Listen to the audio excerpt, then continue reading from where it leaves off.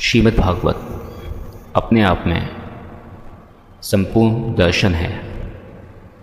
हमारे संस्कृति में, हमारे संस्कारों में, हमारी सभ्यता में दर्शन का बहुत बड़ा महत्व है, क्योंकि हमें सदैव मार्ग को दर्शाया गया है, दर्शन कराया गया है। हमें कभी मार्ग पे चलने के लिए बाध्य नहीं किया गया है। स्वतंत्रता हमारी संस्कृति में, हमारी सभ्यता में, हमारे संस्कारों में सदैव रही है। ये तो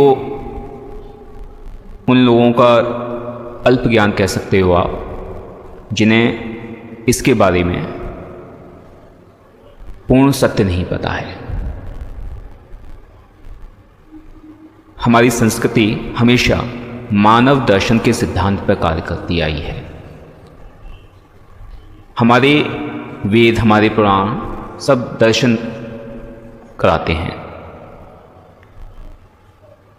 दर्शन का मतलब होता है कि आपको एक ज्योति देना, आपकी आंखों को दृष्टि देना, आपके ज्ञान को दृष्टि देना, आपका मार्ग प्रशस्त करना।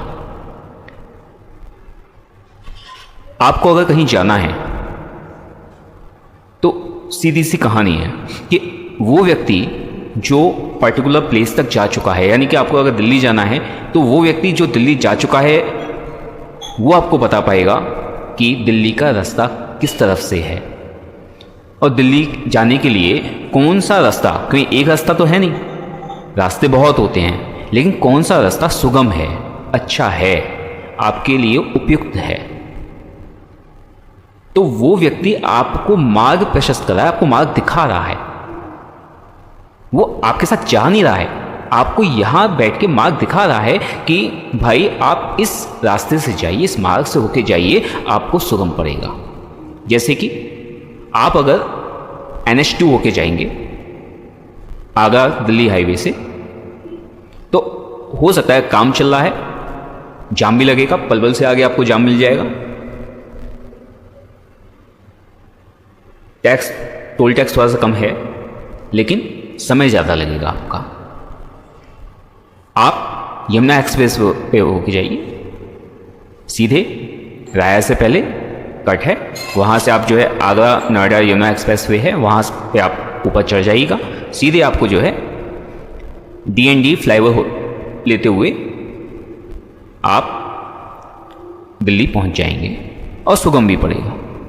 थोड़ा सा टोल टैक्स ज़्यादा लगेगा, लेकिन आप जल्दी भी पहुंच जाएंगे और आपका ज़्यादा वेटिंग टाइम नहीं लगेगा, आपकी गाड़ी स्पीड में जाएगी और मार्ग अच्छा है, कोई गड्ढे वगैरह नहीं है।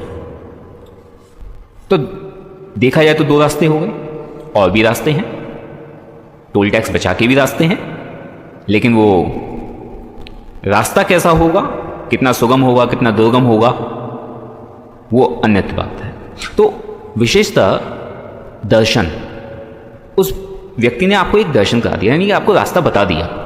अब उस रास्ते पे चलना न चलना ये आपका अपना जो है निर्णय है। तो आप स्वतंत्र हैं कि आप किस रास्ते का चयन करते हैं।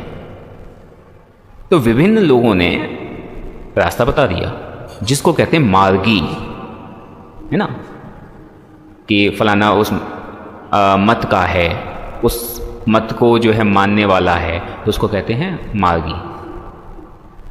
आप लोग अगर सपोज करिए मेरे मत पर चलते हैं, मेरा मत का अनुसरण करने लगते हैं और मेरा नाम है गौरव, तो आप गौरव मार्गी हो गए, शेष बात। तो हमारा संस्कृति, संस्कार और सभ्यता का जो निचोड़ है वो है दर्शन।